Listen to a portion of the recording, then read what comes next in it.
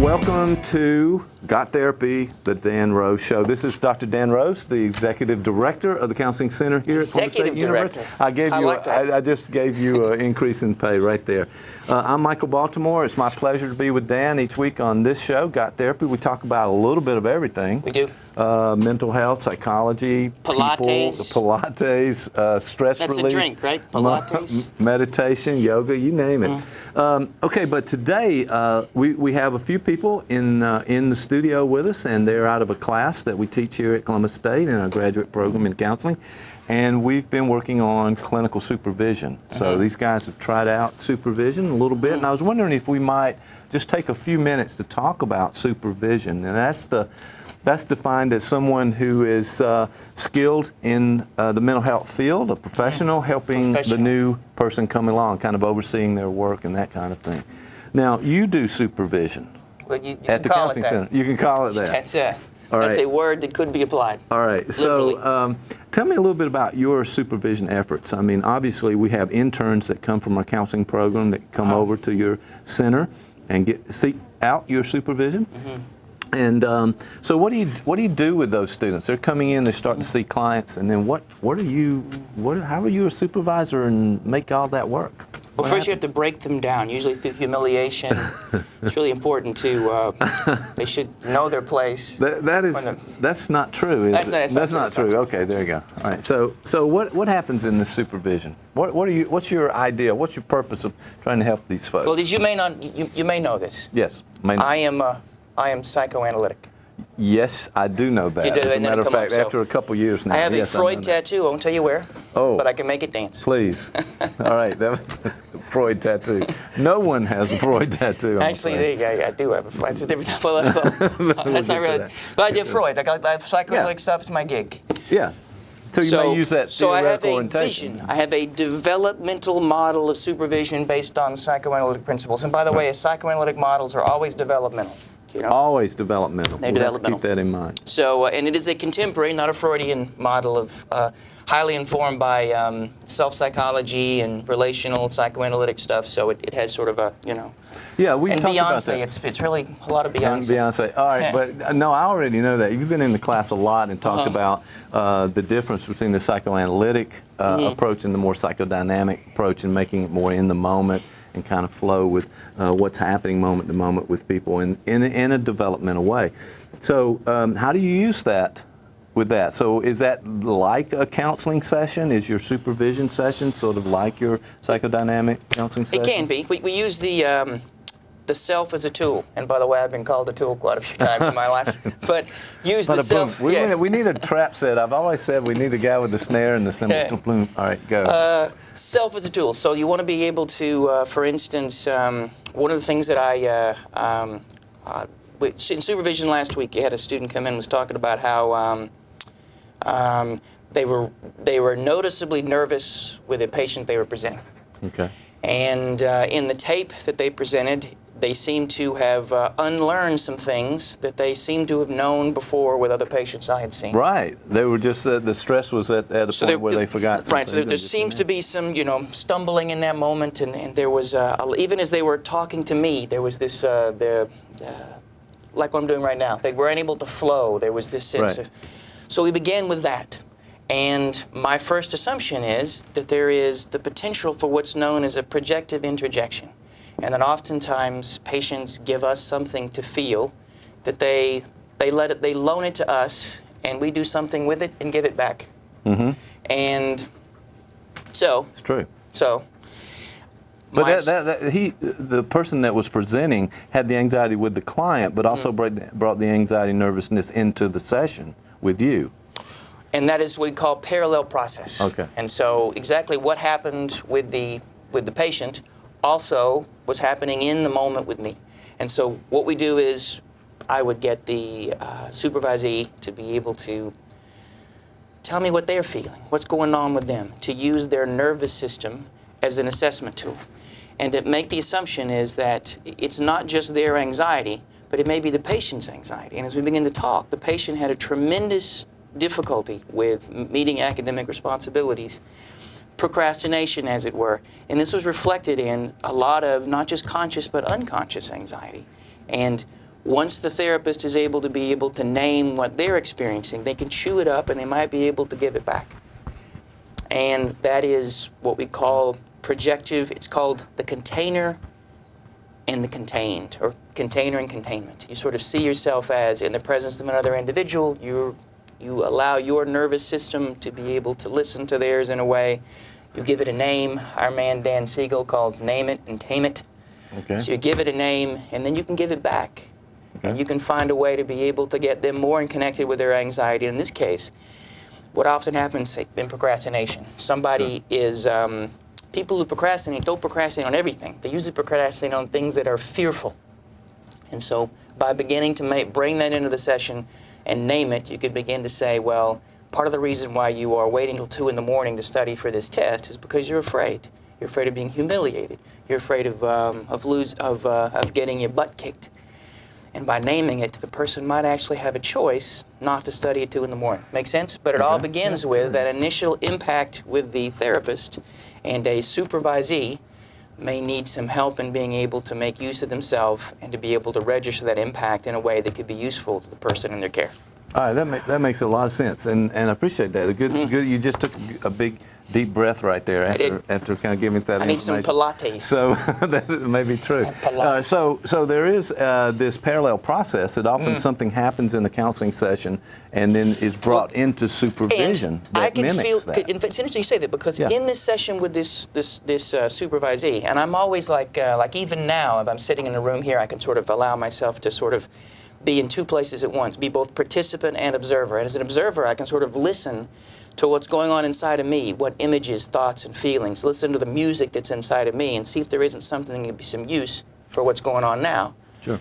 In supervision with this supervisee, I was feeling incompetent. I was like, man, I'm a lousy supervisor, because, you know, they're feeling like they don't know what they're talking about. What if, you know, we're toward the end of the summer, we've been doing supervision for a couple of months. And then I say, wait a minute, what is this feeling? And then I give it a name, and then I can give it a name to them, and then we can then give it a name to what's going on in the tape. And it goes, and that's the parallel process. Very interesting notion, but the idea of sort of getting in touch with what's happening in you and your own thoughts and pictures and music, as you said, with that person. The camera wasn't rolling. We talked about art. Were you saying that art? You were going back and looking at some of our past shows. I did see some of our episodes. A little scary, but yes, we were talking about bad art at one point. There was a point in which I wasn't wearing a shirt. You made me. You told me I had to. We photoshopped a shirt. The pants are still optional. I'm not wearing pants. I'm not sure about. But anyway. I say I am wearing pants. Yeah, so that's. But you were talking about the art. There's a point in this, though. There's a point. Okay, the art thing is.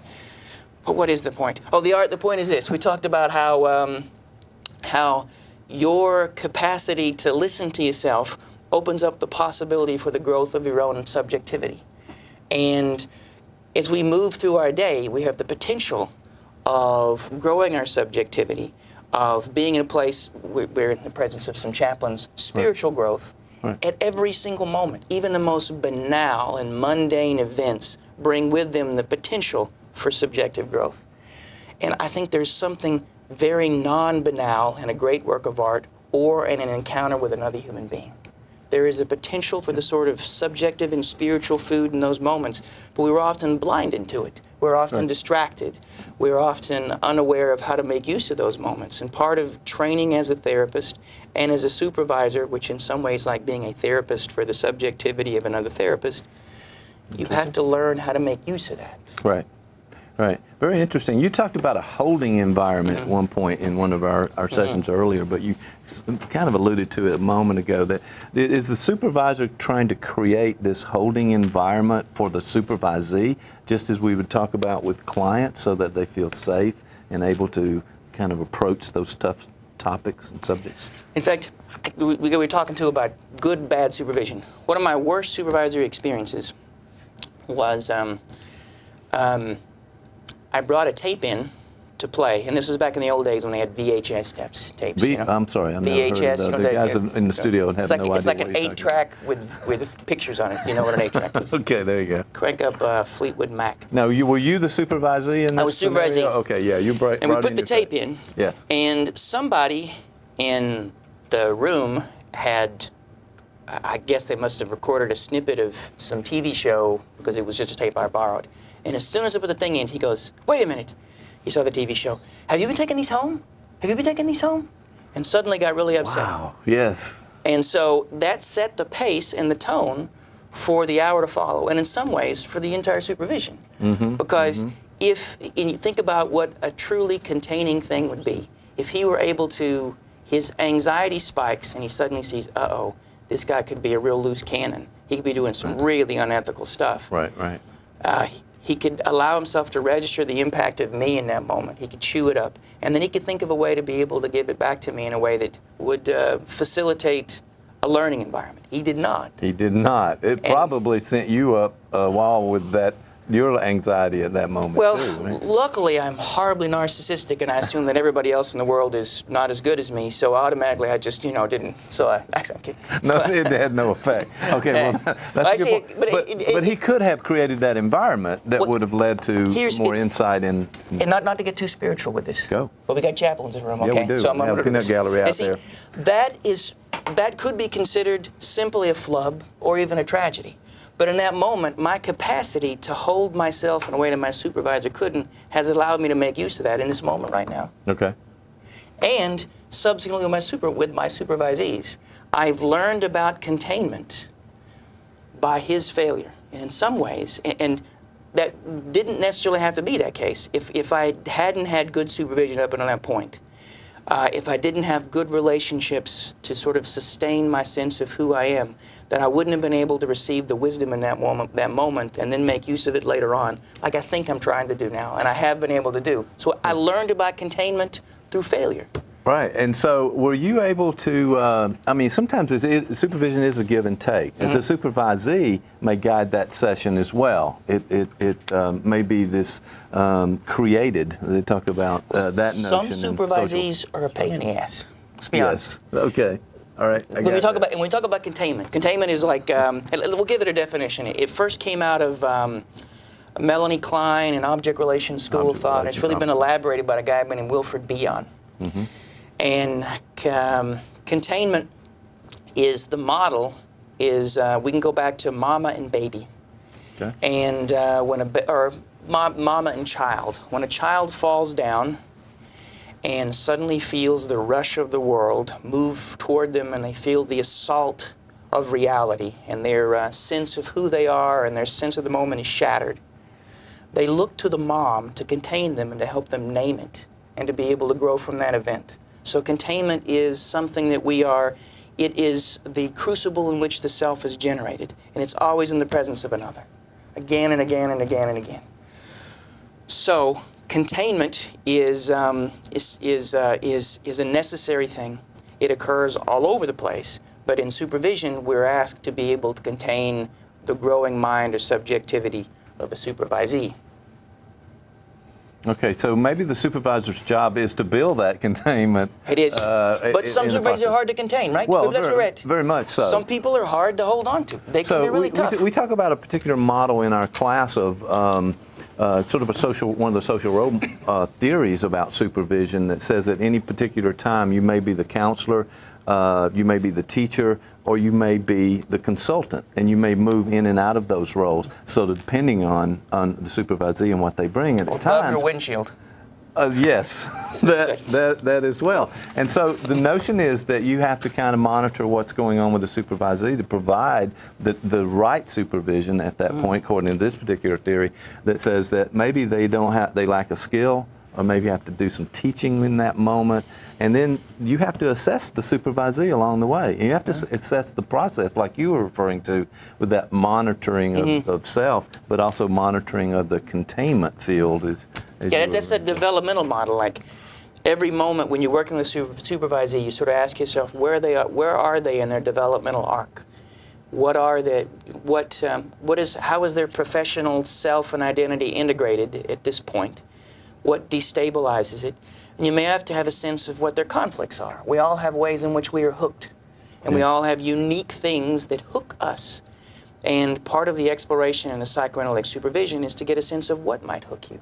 There are moments when we drop out of the capacity to love and to be with another person in that sense. And you can catch when that happens. You can literally in micro moments see when, one of the things we often see with supervisees, again from this model, is you see people move to therapists with a capital T. Right. It stops being two human beings in a room and it becomes an expert curing another individual. And in those moments, those are often moments of being hooked. Those are often moments when the containment has failed. It doesn't mean that there aren't moments when you should be able to make use of your professional knowledge, but there is a way that does that in a, quote, loving way that is within the relational field, that is an other with an other. And there's a way that often is capital therapist, or therapist with a capital T. And this is where I'm going to knock on other theoretical models. Can I do that? Yeah, you okay. certainly can. It's okay. Door's I like open. that part. Okay. Yeah, you can do that. Everything else sucks, but psychoanalytic theory. So let's get that over with. I knew. Yeah, we already knew that somehow, but yeah. But a lot of more directive therapies, and a lot of beginning therapists especially, move toward more directive, more prescriptive ways of being in the therapeutic hour. There's nothing wrong with those sorts of prescriptions, but we often move to them in a defensive manner. And so you can actually see someone drop out of love and into that therapist with a capital T position, and they often start talking like, they start giving homework, or they start, well, let's, they start doing a coaching. There's an example that we made use of in a chapter where the therapist says to the patient, well, you know what, you deserve to be loved. Now that is a true statement, but it in that moment was a lack of containment, because the person they were saying this to already knew that. They'd been told. What they wanted from the therapist was someone who could sit in a room with them and feel the brunt of what they were feeling, to be in that place with them, not, and we call this Casement's rule. Okay. There's a guy by the name of Casement. What was his last name? We'll call him... that was his first name. That's his last name. Okay. No, all right. Let's call him Joe. Joe all Casement. Right, Joe. That's salt of the earth kind of. Joe Casement. Casement says that... I have to look that up later after the show, but yeah. It's Patrick K. Pat Casement. Okay, PC. there you go. Came around. Okay, so Good. PC says that he's a psychoanalyst. He says, you know what? Every intervention in a therapy hour is somewhat selfish. The best you can hope for is that what you're doing is 51% in the patient's favor, because there's all these narcissistic needs, there are all these other things that are going on. So he's a psychoanalytic guy, Right. Freud wasn't the most cheery guy in the world, Graham. Sent some pictures. Death, all that sort of stuff. Right. So Casement says 51% is the best you can do. You can only love someone 51%. You can never go any more than that. That's as best you get. Very 50% is really, really good. Most of us, because we got other things going on. Right. He says that a violation of that rule is when you are attempting to cure the patient because they're bothering you. Does that make sense? It does. It's kind of scary at the same time. But think about it. If somebody's in you and they're telling you some horrible stuff, sexual trauma, war trauma, horrible things, the first thing you want to do is fight or flight. And if you can get them to feel better, you're going to feel better. And oftentimes, we do that. Maybe more about you in that case. Right, and it really is. It's like, you know what? I need you to stop suffering because this is really crinking me up, man. It's just like, it's just messing with me. I need, I need some My Little Pony stuff. Let's bring it, Yes. But I'm not sure where I was going with that, but. Okay, no, that's a very good, that's a very interesting idea. We may have to come back to that. Let me ask you a question that we talked about in class, that sometimes as supervisors, the supervision turns into counseling. And a lot of the books, a lot of theories out there are saying, wait, it's like counseling, but it's not counseling. The supervisor has a job to help inform and really enhance the professional development of the supervisee. What about counseling? Does your supervision sessions turn into counseling? Is that okay? And how do you get in and out of that? What's your position on that?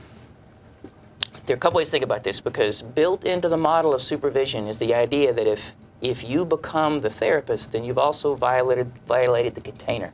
Because when I'm in a therapist position, my goal is different. I'm trying to help someone grow a subjectivity, period. When I'm a supervisor, I'm helping to grow a therapist subjectivity. So if we find out where someone is hooked, we can name that in a supervisory session. And we might even name it in a way, but then I would push that person to be able to explore it in a way that needs to be necessary in a therapy and with another therapist. Sure. There's a level of vulnerability. There is a level of of conflict that occurs in a therapy hour that can't necessarily occur in a supervisory hour. And if and this is where this goes back to the supervisee's subjectivity. If I move to a place as a therapist with a capital T with my supervisor, I'm kind of doing what the supervisee might be doing with the patient when they move to capital T therapist. I'm putting them in a place where I have control, where there are lots of things that could be moving in me that would make me want to make this like therapy. Does that make sense? Mm-hmm. I think there is something inherently more dangerous in the supervisory relationship, because I am ultimately going to be, I'm dealing with a peer. This is someone Right. who is going to at some point be my colleague. Right, absolutely. And I would think, again, thinking psychoanalytically, what sort of conflict does that generate in my heart? I had I did the neuropsych track in my graduate program, and I remember my neuropsych professor saying, I'm going to teach you guys what they make me, but I'm not going to teach you everything, because you are my competition. Aha. Right? All right. And that is at least implicit on some level in the Yes. supervisory hour, right? There are a lot of implicit things that can generate a certain sort of conflict and anxiety that may be needed defended against unconsciously. Absolutely. All right. So how do you, let's move on to this last piece. How do you terminate supervision? How do you know that you've done supervision well and evaluate and then move toward termination? How do you know things have worked in supervision? What kind of signs do you get? Well, usually if I can generate a worship of the supervisor, that's the time to stop, because right now yeah. it's going good. It's cool. going really well. Let's stop But- now. That kind of thing. Yeah. Well, luckily, we've done that on this show too. Yeah, that's a right. couple of times. Yeah. It's the beard oil. That's right. We haven't talked about your beard today so far, Yeah, that's but right. now we have. It is so there we well go. oiled. But All right. usually with supervision, I have people who come to me for consultation, and that can last for a session or two, or last for a while longer. But usually, and I supervise a lot of psychologists, there is a time limit, because once they get licensed, they leave, Right. or they're Yeah. only with me for a year. So there's built into the process a beginning and an end.